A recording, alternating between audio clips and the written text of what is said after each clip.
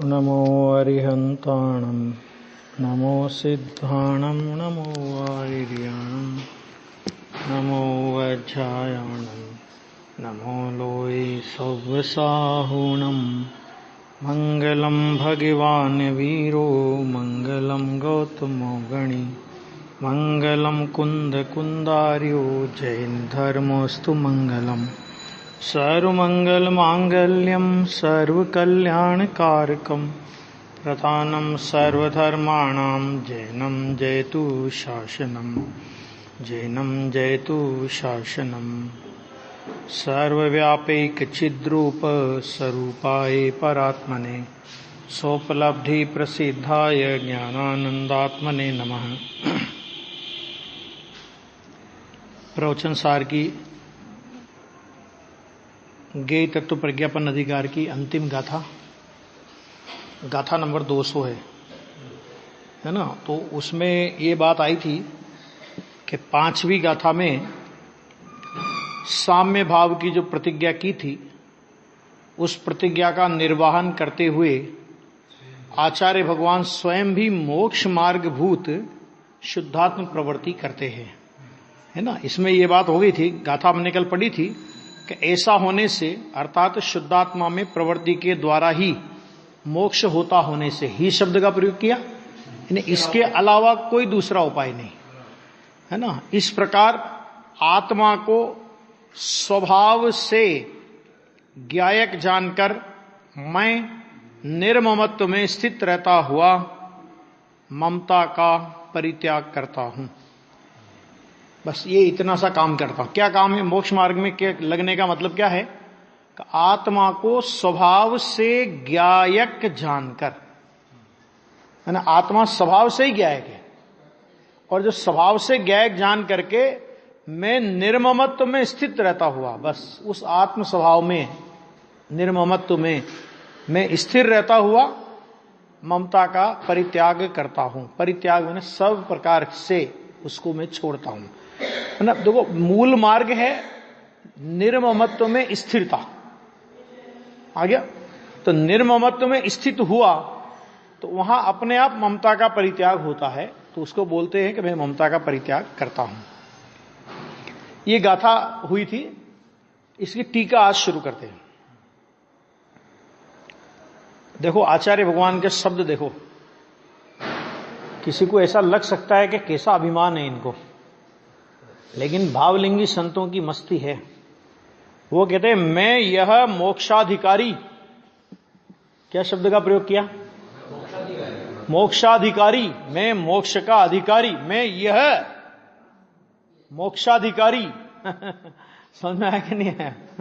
आगे चरणानुयोग चिलिकाम भी बोलेंगे ना, यथानुभूत मार्ग के प्रणेता ये हम खड़े हैं। आगे आएगा, अभी चालू होएगा अपना तब। मैं यह मोक्षाधिकारी ज्ञायक स्वभावी आत्म तत्व के परिज्ञान पूर्वक, क्या कहा कि भगवान आत्मा कैसा है, आत्म तत्व कैसा है, तो उन्होंने कहा कि वो ज्ञायक स्वभावी है, जानन स्वभावी है। ऐसा जो अपना आत्म तत्व है उसके परिज्ञान पूर्वक, आ गया परिज्ञान में सभी आ गया, श्रद्धा ज्ञान चारित्र सब आ गया। तो उसके परिज्ञान पूर्वक ममत्व की त्याग रूप और निर्ममत्व की ग्रहण रूप विधि के द्वारा, देखो विधि क्या है, विधि क्या है कि ममत्व का त्याग रूप और निर्ममत्व की ग्रहण रूप। मतलब कोई भी कहे कि त्याग तो हुआ लेकिन ग्रहण नहीं हुआ, त्याग बिना ग्रहण के होता ही नहीं है। आपने कहा कि मैंने क्रोध का त्याग किया, तो ग्रहण क्या किया? तो या तो क्षमा भाव ग्रहण किया तो धर्म है, और मैंने क्रोध का त्याग किया ऐसे अभिमान को ग्रहण किया तो कोई दिक्कत नहीं है। क्रोध से पूछा बुला के भाई क्यों नहीं आते हो तुम यहां पे आजकल? कि कोई बात नहीं, मैं नहीं हूं, मेरा बड़ा भाई यहां पे है। नहीं है कि मेरा बड़ा भाई है ना, मान मैं क्रोध नहीं करता, अब मैं क्रोध नहीं करता, ये नहीं है। देखो ममत्व का त्याग किया तो ममत्व के त्याग का अभिमान ग्रहण नहीं करना, क्योंकि ममत्व के त्याग का अभिमान वो ममत्व ही है। क्या कहा? वो वहां ममत्व का त्याग कहां हुआ? वहां तो ममत्व के त्याग का अभिमान हुआ है। तो ग्रहण क्या हुआ वास्तव में? कि ममत्व का त्याग रूप और निर्ममत्व की ग्रहण रूप विधि, ये विधि है। आगे ना अब कोई इस विधि से काम करे तो काम चले ना। तो इस विधि के द्वारा फिर क्या करते? सर्व आरंभ अर्थात उद्यम। सर्व आरंभ का मतलब क्या हुआ? सर्व उद्यम से मैं क्या करता हूं कि शुद्धात्मा में प्रवृत्त होता हूं। ये आचार्य भगवान कह रहे हैं। ये है मुनिराज का जीवन। क्या मुनिराज का जीवन कैसा होता है? कि ममत्व के परित्याग रूप और निर्ममत्व के ग्रहण रूप विधि के द्वारा सर्व आरंभ से मैंने उद्यम से शुद्धात्मा में प्रवृत्त होता हूं।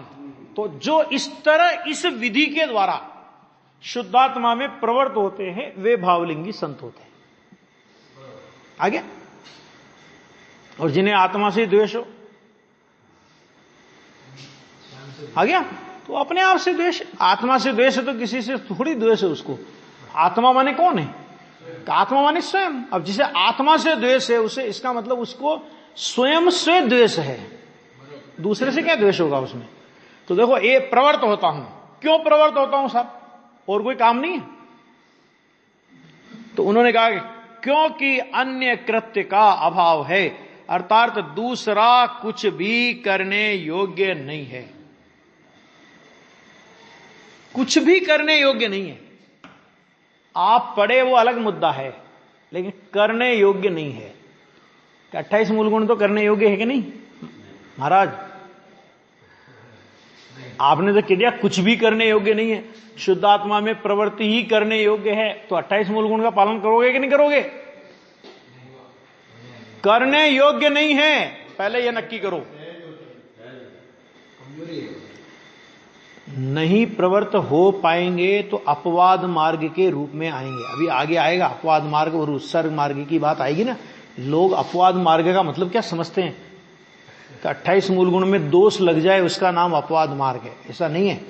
7वां गुणस्थान वो उत्सर्ग मार्ग है, और 6ठे गुणस्थान में आ गए वो अपवाद मार्ग है। और 28 मूल गुण में एक भी मूल गुण का खंडन हुआ भ्रष्ट मार्ग है। तीसरे कोई मार्ग नहीं है। भावलिंग, भावलिंग पूर्वक द्रव्यलिंग अथवा द्रव्यलिंग तो, और तीसरा है कुलिंग। वो चर्चा आएगी, सब बहुत बहुत गजब की चर्चा है इसमें। तो ये आ गया भैया अन्य माना। और दूसरा कुछ भी करने योग्य नहीं। बोले देखो होते हैं ना, मुनिराज की भूमिका में होना अलग बात है, लेकिन करने योग्य का मानते हैं उसे। वो मोक्ष महाप्रकाश में क्या लिखा?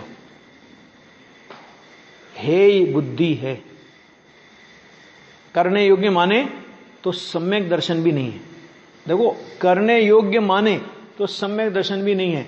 और 28 में से एक का भी खंडन हो जाए तो मुनि बना नहीं है। और 28 में करने योग्य माने कि ये करने योग्य है, ऐसा अर्थात उसमें उपादेय बुद्धि होवे तो मुनि बने की बात तो छोड़ो, सम्यक दर्शन नहीं है। क्या गजब की व्यवस्था है। हाँ, अब देखो, अब वो किस प्रकार है साहब ये विधि। ये तो इन्होंने पूरी पहले विधि बताई भाई मैं इस तरह शुद्धात्मा में प्रवृत्त होता हूं।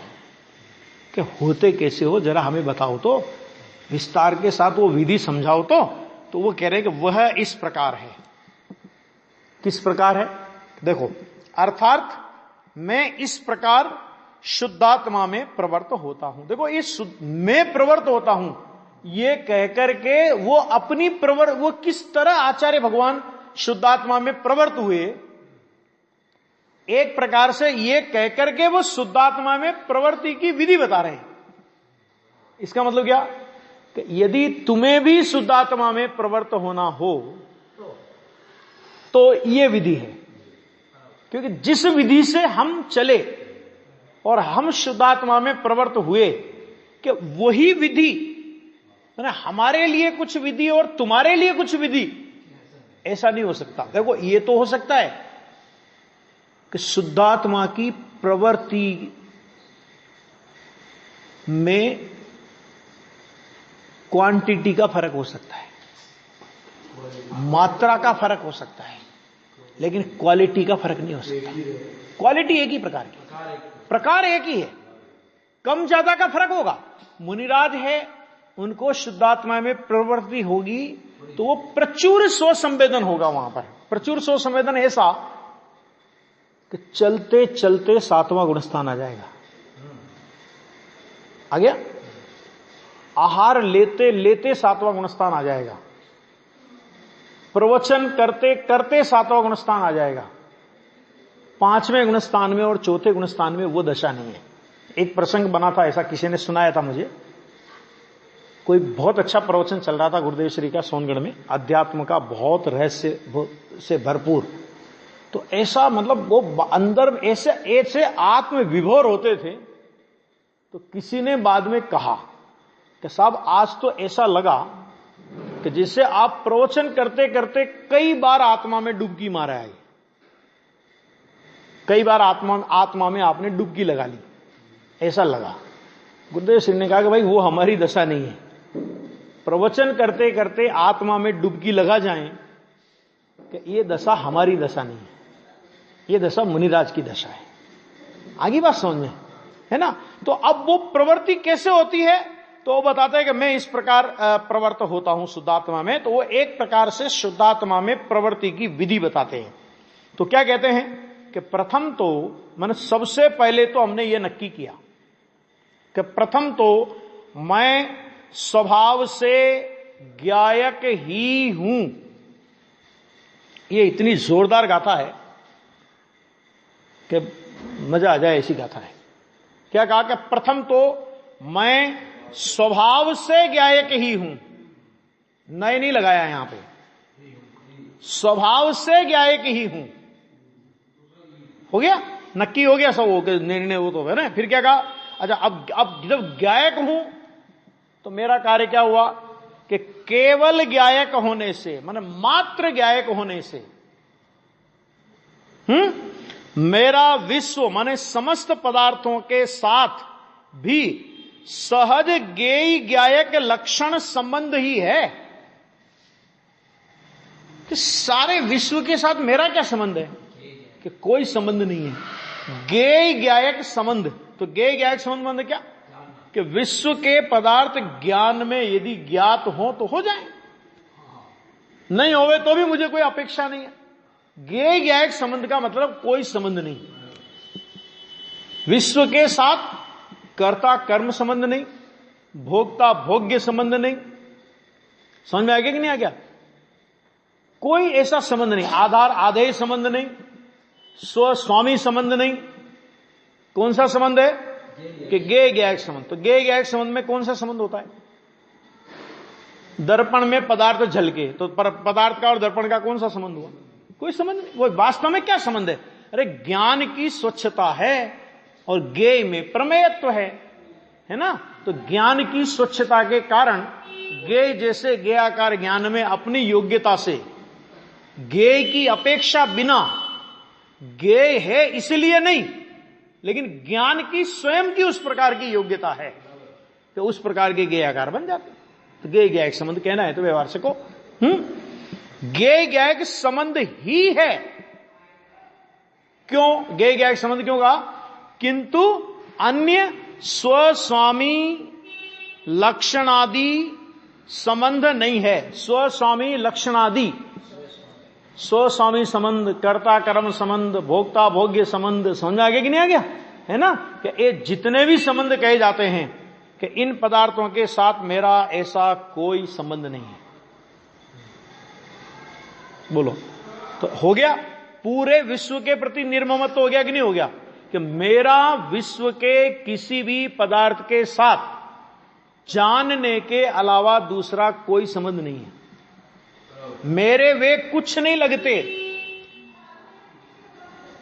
आ गया नहीं आ गया? अब पूरे विश्व से निर्ममत्व हुआ कि नहीं हुआ? तो जो पूरे विश्व से निर्ममत्व हुआ तो एक सबसे बड़ा जो महान पाप था परिग्रह का, मिथ्यात्व नाम का सबसे बड़ा पाप, परिग्रह के 24 प्रकार के भेदों में सबसे पहला भेद वो मिथ्यात्व का है। ख्याल में आ गया? तो वो मिथ्यात्व माने क्या? कि विश्व के पदार्थों के साथ ज्ञेय ज्ञायक संबंध के अलावा कोई भी अन्य संबंध हम स्वीकार करें, वो मिथ्यात्व का परिग्रह हो गया। और ज्ञेय ज्ञायक संबंध में भी यदि ये बात स्वीकार करें कि ये ज्ञेय है इसलिए मैं जानता हूं, माने ज्ञेय ज्ञायक संबंध माने एकदम निरपेक्ष संबंध। ज्ञायक का ज्ञेय से कोई संबंध नहीं, पदार्थों से, और उन ज्ञेय पदार्थों का ज्ञायक से कोई संबंध नहीं। ज्ञान की योग्यता में ज्ञेय जाने जाते हैं, ज्ञेय जाने जाते हैं, यह भी समझाने की बात है। वास्तव में ऐसा देखो, इसी प्रवचन सार में एक सेकंड में दिखाता हूं।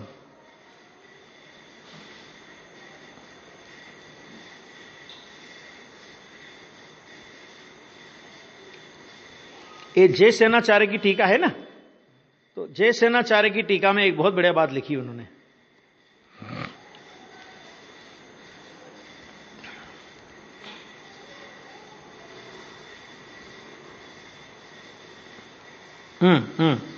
ये जो पेज अपना चल रहा है ना, तो ये पेज चल रहा है, इसमें यहां से देखो ये आया ना, ये हाँ ये संस्कृत वाला पर द्रव्य, ये वाला यहां से देखना। मिल गया?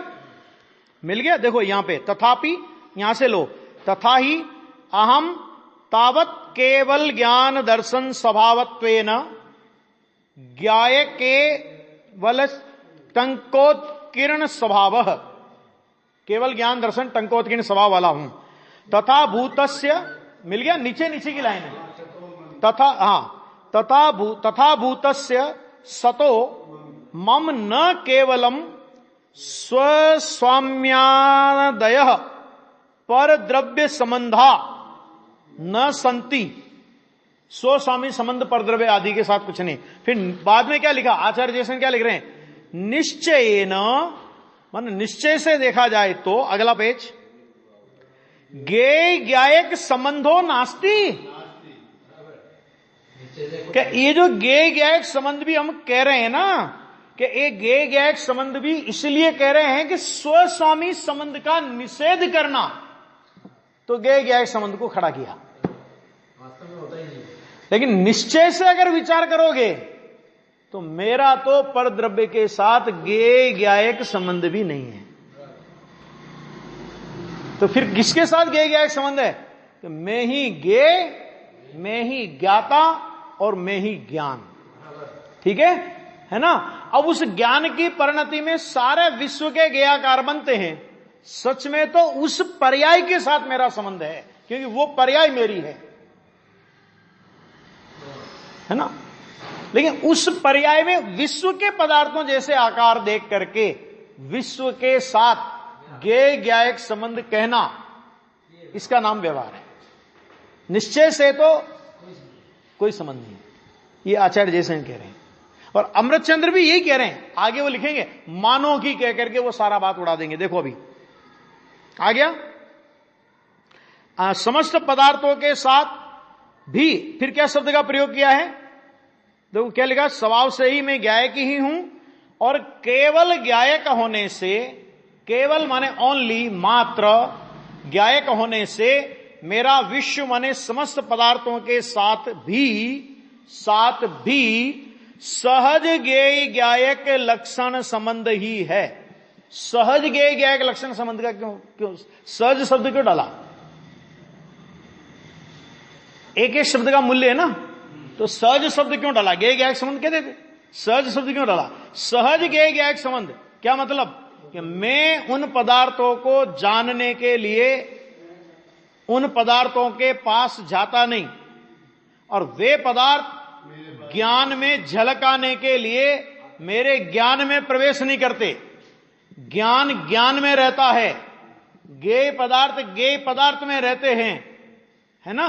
लेकिन ज्ञान की अपनी योग्यता से, ज्ञान के अपने उपादान से, ज्ञान के अपने सटकारक के परिणमन से उन ज्ञेयाकारों जैसा ज्ञान में परिणमन,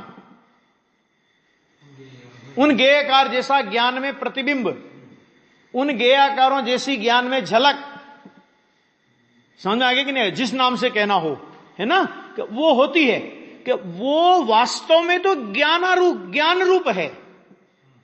ज्ञान की ओर से देखो तो वह सब ज्ञानाकार है। समझ में आ गया? और गेय जैसे आकार, पर इतनी गेय की सापेक्षता लगी ना कथन में, तो इसलिए उसको बोलते हैं गेयाकार। सच में जिसको गेयाकार बोलते हैं वास्तव में वो ज्ञानाकार है। इसलिए कहा सहज गेय ज्ञायक संबंध। पदार्थों के पास ज्ञान नहीं जाता और ज्ञान में पदार्थ नहीं आते।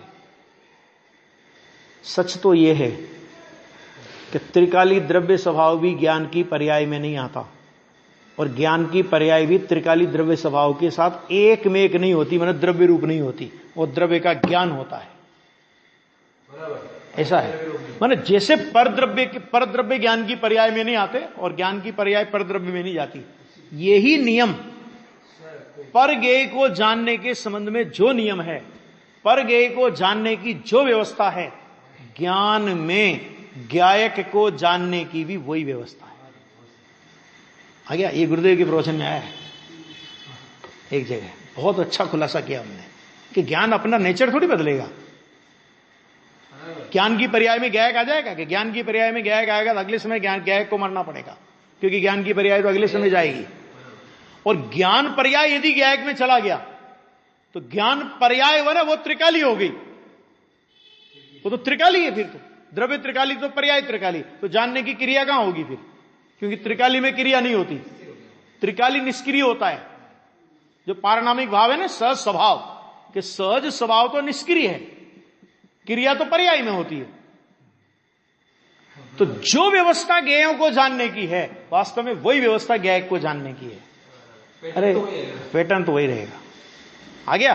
खैर अभी यहां पर देखो आ गया, तो विश्व के साथ भी सहज ज्ञेय ज्ञायक लक्षण संबंध ही है, किंतु अन्य स्वस्वामी लक्षण आदि संबंध नहीं है। इसलिए मेरा किसी के प्रति ममत्व नहीं है। कि जो सभी ज्ञेय है तो कौन मेरा कि जिसके प्रति मैं ममत्व करूं? बोलो। जब सारा विश्व ज्ञेय लगा तो ये मेरा हो कि ये मेरा है ऐसा ममत्व कहां करेगा वो? आ गया? इसलिए क्या कि किसी के प्रति ममत्व नहीं है, सर्वत्र निर्ममत्व ही है, क्योंकि मेरा कुछ दिखता ही नहीं। विश्व में एक अणु मात्र भी अपना नहीं दिखता, तो जब अणु मात्र भी अपना नहीं दिखता तो ममत्व किसके प्रति करे वो? मैं पना किसमें करे वो? आ गया कि नहीं आ गया? तो विश्व तो हो गया, विश्व से न्यारा हो गया। तो विश्व से न्यारा हुआ ना, तो ये मिथ्यात्व से न्यारा हो गया एक तरह से। वो विश्व से न्यारा मतलब क्या? मतलब कि विश्व के साथ मेरा ज्ञेय ज्ञायक संबंध के अलावा कोई संबंध नहीं। नास्ति सर्वोपि संबंध पर द्रव्य आत्म तत्वयो। ये 200 नंबर का कलश है समय सार के अंदर, कि पर द्रव्य का आत्मा के साथ या आत्मा का पर द्रव्य के साथ नास्ति सर्वोपि संबंध है, कोई संबंध नहीं है। संबंध की कल्पना का नाम मिथ्या दर्शन है, और संबंध की कल्पना टूट जाने पर भी अस्थिरता के वश संबंध का विकल्प आता है, उसका नाम राग और द्वेष है। वो अस्थिरता का विकल्प कुछ काल तक रह सकता है, लेकिन अभिप्राय में विश्व के किसी भी पदार्थ के साथ ज्ञानी अपना संबंध मानते नहीं है। ज्ञानी होगा तो वो नहीं मानेगा, है ना। और मुनिराज का तो ये स्थिति हो गई कि वहां तो राग भी इतना टूट गया कि अब देह भी उन्हें अपनी नहीं लगती, हालांकि देह मात्र परिग्रह होता है। शरीर तो, क्योंकि शरीर तो अपने छूटने से छूटता नहीं ना, वो तो आयु कर्म के उदय प्रमाण रहेगा, लेकिन शरीर के प्रति भी ममत्व नहीं। अपूर्व अवसर में श्रीमद जी ने लिखा कि अरे कोई मुनिराज जंगल में विराजमान हो और कोई सिंह आकर के शरीर को फाड़ खाने के लिए उद्यत हुआ हो, तो मुनिराज विचार करते हैं कि मानो पाया परम मित्र संयोग जब। कि अरे जिस शरीर को मैं छोड़ना ही चाहता हूं, जिस शरीर से मैं रहित ही होना चाहता हूं, और उस शरीर को अगर ये लेने आया है, मेरा परम उपकारी है ये तो। ऐसी दशा जहां होती हो, है ना, वो अद्भुत दशा है ना। देखो सर्वत्र निर्ममत्व ही है, हो गया। अब एक ज्ञायक भाव का समस्त ज्ञेयों का जानने का स्वभाव होने से, ज्ञायक भाव का स्वभाव क्या है कि को जानने के अलावा ज्ञायक का स्वभाव क्या हो सकता है ना। तो फिर क्या करता है वो कि क्रमशः प्रवर्तमान, ध्यान से सुनना, अब ज्ञेय क्या क्या है वो बता रहे हैं कि क्रमशः प्रवर्तमान अनंत भूत वर्तमान भावी विचित्र पर्याय समूह वाले, ये तो पर्यायों की बात की कि कैसे ज्ञेयों को भगवान ज्ञायक जानता है। अब वो समझ लेना कि जानने की प्रक्रिया, वो अब बार बार उसकी चर्चा नहीं करेंगे, वो एक बार हो गई, वो समझ लेना कि वो प्रक्रिया वही है जानने की। अब वो प्रक्रिया निरपेक्ष स्वभाव है, ये जान करके फिर आप व्यवहार से बोलो, कोई तकलीफ नहीं। देखो क्या कहते हैं यहां पे कि कैसा ज्ञेयों को जानने का स्वभाव होने से, माने ज्ञायक का तो ज्ञेयों को जानने का स्वभाव है। अभी ज्ञेय कैसे हैं, तो उन्होंने कहा कि क्रमशः प्रवर्तमान, कि पर्याय एक के बाद एक और जिसके बाद जो होनी है वही, बराबर। क्रमशः प्रवर्तमान, एक साथ पर्याय नहीं होंगी। हर गुण, देखो अनंत गुण की पर्याय तो एक साथ है, अनंत गुण की अनंत पर्याय एक साथ है, लेकिन प्रत्येक गुण की पर्याय एक के बाद एक, एक के बाद एक, एक के बाद एक, एक के बाद एक। तो उन्होंने कहा कि क्रमशः प्रवर्तमान कितनी है, तो उन्होंने कहा कि अनंत। अनंत कितनी, कि जितने गुण है उतनी। हर द्रव्य के अंदर जितने जितने गुण हैं, और गुणों की संख्या सबकी नक्की है, तो हर द्रव्य के अंदर अनंत अनंत गुण हैं, तो हर द्रव्य के अंदर अनंत पर्याय क्रमशः प्रवर्त हो रही है, हर गुण की एक एक पर्याय। तो ऐसे अनंत पर्याय हो रही हैं। कैसी हैं वो पर्याय? भूतकाल, वर्तमान और भावी, इनके अलावा तो होती नहीं, तीन काल के अलावा तो कुछ नहीं ना। भूतकाल, वर्तमान काल और भावी विचित्र पर्याय समूह वाले। विचित्र पर्याय क्यों कहा? तो पर्याय बदलती है ना। अभी राग था, अभी द्वेष आ गया, अभी तीव्र मिथ्यात्व हो गया, अभी मिथ्यात्व मंद हो गया, है ना। एकदम पाप का परिणाम आ गया, एकदम पुण्य का परिणाम आ गया, और पुण्य पाप से थक करके सम्य दर्शन हो गया, सम्य दर्शन होकर के मुनि दशा आ गई, मुनि दशा होकर केवल ज्ञान हो गया। क्या विचित्रता है। थोड़ी देर पहले तीव्र गृहीत मिथ्यात्व का परिणाम है, थोड़ी देर के बाद द्वासांग की रचना कर रहे हैं, समझा गया।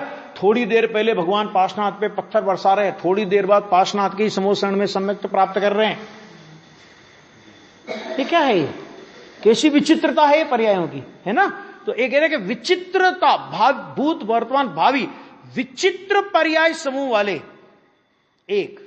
उसके बाद लिया अगाध स्वभाव। अगाध का नीचे खुलासा किया कि जिसका स्वभाव अगाध है और जो गंभीर है, ऐसे समस्त द्रव्यों को भूत वर्तमान तथा भावी काल के क्रमशः होने वाली अनेक प्रकार की अनंत पर्यायों से युक्त एक समय में ही प्रत्यक्ष जानना आत्मा का स्वभाव है।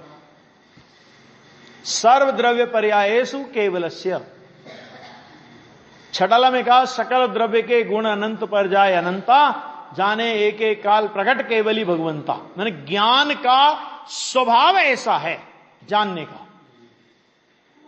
इसलिए क्षायिक ज्ञान को, केवल ज्ञान को ही वास्तव में कार्य स्वभाव ज्ञानोपयोग कहा नियम सार में। ठीक है। मति श्रुत अवधि और मन पर्याय ज्ञान को विभाव स्वभाव विभाव ज्ञानोपयोग कहा। विभाव वो भी कार्य है, लेकिन वो कैसा कार्य? विभाव ज्ञानोपयोग। क्यों? क्योंकि अपूर्णता है ज्ञान का, वो वास्तविक स्वभाव नहीं है। वास्तविक स्वभाव किसे कहते हैं? कि जो एक बार प्रकट होने के बाद कभी अभाव को प्राप्त नहीं हो गए, तो मति ज्ञान का अभाव हो जाएगा, श्रुत ज्ञान का अभाव हो जाएगा, अवधि ज्ञान का अभाव हो जाएगा, मन पर्याय ज्ञान का अभाव हो जाएगा, लेकिन केवल ज्ञान का कभी अभाव होगा? एक बार प्रकट होने के बाद केवल ज्ञान का कभी अभाव होगा? कि नहीं होगा ना। तो नहीं होगा तो केवल ज्ञान वो आत्मा का स्वभाव है, पर्याय अपेक्षा। समझ आ गया?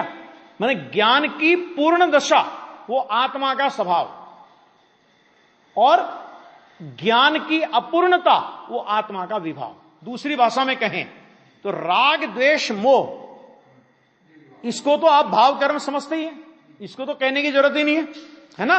85 काय में लिखा कि एक ज्ञान दर्शन और वीर्य की जो अपूर्णता है, ये भी भाव कर्म है। क्यों भाव कर्म है? क्योंकि जब तक ये ज्ञान दर्शन वीर्य की अपूर्णता रहेगी, सर्वज्ञता प्रकट नहीं होगी।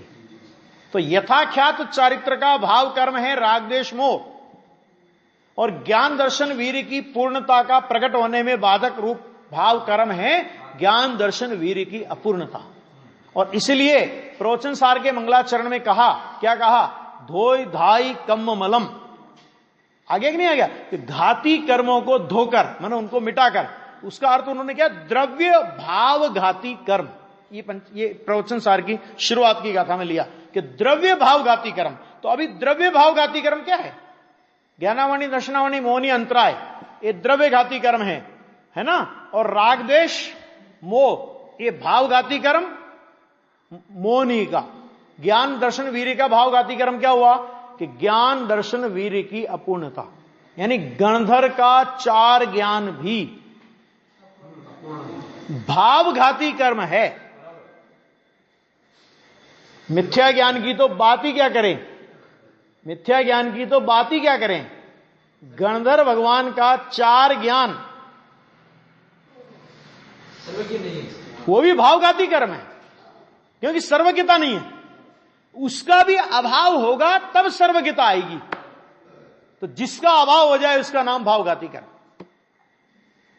पर्याय में है ना वो, इसलिए संयोग में नहीं है। भावघाती कर्म क्यों कहा? कि ज्ञान दर्शन वीर्य की अपूर्णता वो पर्याय में है, और वो है तब तक केवल ज्ञान प्रकट नहीं हो सकता। और केवल ज्ञान प्रकट होता है तो ये 4 ज्ञान नहीं रह सकते। अब कोई कहेगा अरे साहब इतना बड़ा केवल ज्ञान, उसका इतना भी दिल नहीं है? कोने में पड़ा रहने दे, कहीं मतिशुद्ध अवधि मन पर्याय को भी कहीं कोने में पड़ा रहने दे। हाँ, केवल ज्ञान हो गया तो मतलब केवल ज्ञान, बाकी कोई अरे जरूरत कहां है? जब केवल ज्ञान हो गया तो मतिशुद्ध अवधि मन पर्याय की जरूरत कहां रही? अब ये सारा विषय जब प्रत्यक्ष जानने में आ गया तो ज्ञान की परोक्षता की आवश्यकता ही नहीं है ना। जब सब कुछ प्रत्यक्ष है, केवल ज्ञान सब कुछ प्रत्यक्ष है, जब सब कुछ प्रत्यक्ष हो गया तो परोक्ष रूप मतिश्रुत ज्ञान की और आंशिक प्रत्यक्ष रूप अवधि और मन पर्याय ज्ञान की आवश्यकता ही कहां रही? वो रह ही कहां सकते हैं। कोई कहेगा प्रकाश हो, प्रकाश तो इसमें इतना तो दिल चाहिए इसका। अरे अंधेरे को भी कहीं पड़ा रहने दे कोने में, क्या तकलीफ है अपने को? इसको क्या तकलीफ है? प्रकाश को क्या तकलीफ है? अगर अंधेरा भी थोड़ा कोने में पड़ा रहे तो पड़ा रहे। कि भाई साहब जहां प्रकाश होता है वहां अंधकार रहता ही नहीं है, तो अभी क्या करे? प्रकाश क्या करे उसका? तो केवल ज्ञान हो गया तो बाकी ज्ञान रहते ही नहीं है। क्यों नहीं रहते? क्योंकि मति श्रुत ज्ञान आद्य परोक्षम, तत्वासूत्र वो आदि के ज्ञान माने मति शुद्ध ज्ञान परोक्ष है। अवधि मन पर्याय एक देश प्रत्यक्ष है, लेकिन द्रव्य क्षेत्र काल भाव की मर्यादा में लिए हुए, वो भी मात्र पुद्गल को जानने में निमित्त। तो मात्र पुद्गल को जानना क्या ये ज्ञान का स्वभाव है? अब देखो, अब इसको उल्टा लेना जरा कि मात्र पुद्गल को जानना इसका नाम ज्ञान का स्वभाव है, या जगत में जो भी ज्ञेय हो उसको जानना ज्ञान का स्वभाव है? तो फिर अवधि मन पर्याय कहता हम तो पुद्गल को जानेंगे या पुद्गल संबंधी मन के विचार को जानेंगे, नहीं चलेगा। अच्छा अब बताओ कि वो जो ज्ञान है वो किसी काल और क्षेत्र की मर्यादा से बंद करके जानना ज्ञान का स्वभाव है? कि 3 काल और 3 लोक को जानना ज्ञान का स्वभाव है। 3 काल और 3 लोक को जानना, ठीक है। अच्छा, अब मतिशुद्ध ज्ञान, अवधि और मनपर्य ज्ञान की क्या व्यवस्था है कि ये द्रव्य क्षेत्र काल भाव की मर्यादाओं में बंधे, है ना, तो बंध करके जानना ज्ञान का स्वभाव नहीं है। अच्छा, प्रत्यक्ष जानना ज्ञान का स्वभाव है कि परोक्ष जानना ज्ञान का स्वभाव है? माने किसी की सहायता, प्रत्यक्ष और परोक्ष का मतलब क्या कि इंद्रिय और मन के आधार से, इंद्रिय मन को मीडिएटर बना करके पदार्थ को जानना एक ज्ञान का स्वभाव है कि सीधे सीधे जानना ज्ञान का स्वभाव है, कि सीधे सीधे जानना ज्ञान का स्वभाव है। तो मति शुद्ध ज्ञान ज्ञान का स्वभाव कहां हुआ? मति शुद्ध अवधि मन पर्यय तो ज्ञान की एक योग्यता है, स्वभाव तो केवल ज्ञान है। गुरुदेव श्री इसके लिए ऐसा बोलते थे कि बंधन योग्यता है और मुक्ति स्वभाव है। बंधन योग्यता है, क्षणिक योग्यता है वो, और मुक्ति स्वभाव है।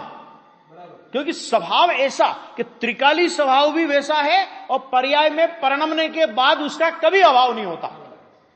तो बंधन योग्यता और मुक्ति स्वभाव। तो कहते थे कि पर्याय में यदि तुझे देखना है तो देखना क्षणिक योग्यता। कहे ठीक है, बंधन की योग्यता है, बंदा स्वभाव नहीं, स्वभाव नहीं। स्वभाव तो वो है जो एक बार प्रकट होने के बाद फिर अभाव नहीं हो गए। आ गया? तो ये आ गया, देखो सब हो गया, यहां तक आ गया कि ये विचित्र पर्याय समुदाय वाले, यहां तक आ गया ना। अब देखो अगाध स्वभाव की चर्चा हुई, उसके बाद देखना और गंभीर। गंभीर कितना कि समुद्र में सारे देश की नदियां गिरे लेकिन समुद्र अपनी मर्यादा का उल्लंघन नहीं करता, और अगर समुद्र अपनी मर्यादा का उल्लंघन करे तो इस विश्व को कोई बचा नहीं सकता। ज्ञान इतना गंभीर कि सारा विश्व ज्ञान में ज्ञेय हो जाए तो भी ज्ञान अपने अगाध गंभीर स्वभाव को नहीं छोड़ता। क्यों नहीं छोड़ता? कि भाई साहब सारा विश्व ज्ञान में ज्ञेय हो जाए तो भी ज्ञान की सामर्थ्य उससे अनंत गुणी है। क्या कहा? सारा विश्व ज्ञान में ज्ञेय हो जाए तो भी ज्ञान की सामर्थ्य तो उससे अनंत गुणी है ना। ऐसे ऐसे अनंत विश्व हों, और जानता है ज्ञान। कैसे जानता है? कि अनंत केवल ज्ञानियों के केवल ज्ञान को एक केवल ज्ञान जानता है कि नहीं जानता? जानता है। और अनंत केवल ज्ञानियों के ज्ञान में, हर केवल ज्ञानी के ज्ञान में विश्व के 3 काल 3 लोक के पदार्थ ज्ञान में गए हो रहे हैं। लगा लेना हिसाब किताब जितना लगाना हो। इसलिए कहा केवल ज्ञान में सबसे ज्यादा अविभागी प्रतिच्छेद होते हैं। आया? अगाध स्वभाव है, गंभीर स्वभाव है। छाई के ज्ञान के लिए जो कुछ कहा जाए कम है। हम क्या करते हैं? छाई ज्ञान, केवल ज्ञान को भी अपने गज से नापते हैं। क्या करते हैं? अरे केवल ज्ञानी किसे जान लेते होंगे जब वो पर्याय हुई नहीं। ये हुआ। देखो, जो विद्वान पहले न्याय शास्त्र पढ़ाते थे पुराने जमाने में, न्याय शास्त्र का मतलब समझे कि न्याय शास्त्र का सबसे पहला विषय है सर्वज्ञता की सिद्धि। क्योंकि सर्वज्ञता की यदि आप सिद्धि नहीं कर सकते तो आप, न्याय का मतलब अन्य मत का खंडन करना है ना, तो तुम अपने को, अपने भगवान को सर्वज्ञ सिद्ध कर दोगे हमारे मानने से नहीं। हम तो मानते हैं, हमारे जैन शास्त्र में लिखा है कि तुम्हारे जैन शास्त्र में लिखा होगा न्याय से सिद्ध करो। द्रव्य संग्रह में सिद्ध किया। कैसे सिद्ध किया? कि एक शिष्य ने कहा कि सर्वज्ञ नहीं होते सर्वज्ञ, हम नहीं मानते सर्वज्ञ होते हैं, हम नहीं मानते कि सर्वज्ञ नहीं होते। आचार्य ने कहा कोई बात नहीं, हम तेरी बात मानते, लेकिन तुम्हारे 2 प्रश्नों का उत्तर दे। कौन से 2 प्रश्नों का उत्तर दे दूं? कि इस लोक मतलब भरत क्षेत्र और पंचम काल में सर्वज्ञ नहीं है, या सभी लोकों, सभी क्षेत्रों में और सभी कालों में सर्वज्ञ नहीं है। बस ये बता दे। क्या कहा? समझ में आ गया कुछ? संयम भाई समझ में आया? भरत क्षेत्र और पंचम काल में सर्वज्ञ नहीं है, या सभी क्षेत्रों में और सभी कालों में सर्वज्ञ नहीं है। तो यदि वो कहता है कि भरत क्षेत्र और पंचम काल में सर्वज्ञ नहीं है, तो सर्वज्ञ की सिद्धि हो गई कि भाई अन्य क्षेत्र में अन्य कालों में तो है ना, और भरत क्षेत्र में पंचम काल में नहीं हो, तो हम भी मान रहे हैं। और यदि वो कहता है कि नहीं जी, सभी क्षेत्रों और सभी कालों में सर्वज्ञ नहीं है, तो आचार्य भगवान कहते हैं कि तूने सर्व क्षेत्रों को और सर्व कालों को जान करके ये कहा है कि बिना जाने कहा है। सुनोज भाई, समझे क्या कहा? जाग ले भाई, क्या कहा? सभी क्षेत्रों में और सभी कालों में सर्वज्ञ नहीं है, तुमने ये कहा। तो तुमने ये बात जान करके कही या बिना जाने कही?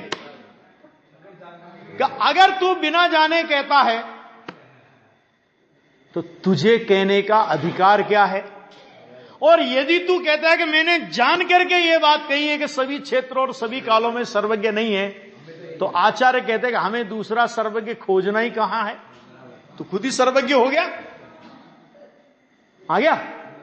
इस तरह वहां पे सर्वज्ञ की सिद्धि करी द्रव्य संग्रह में, आ गया। मैंने देखो कितनी गजब। अब ये जब चर्चा आई ना, तो जो विद्वान पहले सर्वज्ञ की सिद्धि करते थे, न्याय शास्त्र का प्रमुख विषय है सर्वज्ञ की सिद्धि का, तो जब वो सर्वज्ञ की सिद्धि में बड़े बड़े तर्क वगैरह उपस्थित करते थे, और जब गुरुदेव श्री ने समय सार के माध्यम से क्रमबद्ध पर्याय की बात कही, क्योंकि सर्वज्ञ को अगर आप स्वीकार करते हो क्या, तो क्रमबद्ध पर्याय को स्वीकार करना पड़ेगा। क्यों? क्योंकि जो जो देखी वीत रागने सो सो होसी वीरा, होगी बात पूरी, है ना, कि इस सर्वज्ञ को स्वीकार करना पड़ेगा। अब जब सर्वज्ञ को स्वीकार करना पड़ा तो क्रमबद्ध पर्याय सिद्ध हो गई। क्रमबद्ध पर्याय हमें सिद्ध इसलिए नहीं करनी कि कांजी स्वामी ने कही है ना, तो अब वो व्याख्याएं बदलने लगे सर्वज्ञों की। अरे सच्चाई है कि केवली भगवान सामान्य रूप से तो सबको जानते हैं, लेकिन विशेष रूप से नहीं जानते। भूतकाल और वर्तमान काल की को तो जानते हैं, लेकिन भविष्य काल में पर्यायें होंगी ऐसा जानते हैं, अलग अलग नहीं जानते। और अनेक प्रकार से व्याख्याएं बदलने लगी। लेकिन भाई साहब, अगर आप सर्वज्ञ की ये व्याख्याएं बदलोगे तो जिनागम का एक अनुयोग तो मुझे बता दो। नहीं, एक अनुयोग तो मुझे बता दो कि जो अनुयोग क्रमबद्ध पर्याय और सर्वज्ञता की सिद्धि नहीं करता है। बहुत से लोग पूछते कौन से शास्त्र में लिखा है क्रमबद्ध पर्याय, कौन से शास्त्र में लिखा है? मैंने कहा तुम जिस शास्त्र को मानते हो वो शास्त्र ले आना, और जो पेज तुमको खोलना हो वो पेज खोल देना, और जिस लाइन पे तुम्हें उंगली रखना है उस लाइन पे उंगली रखना, वहां से क्रमबद्ध निकलेगी। क्यों भैया? वो सर्वज्ञ की वाणी है। 6 महीने 8 समय में 608 जीव मोक्ष जाएंगे, 609 नहीं और 607 नहीं। क्यों?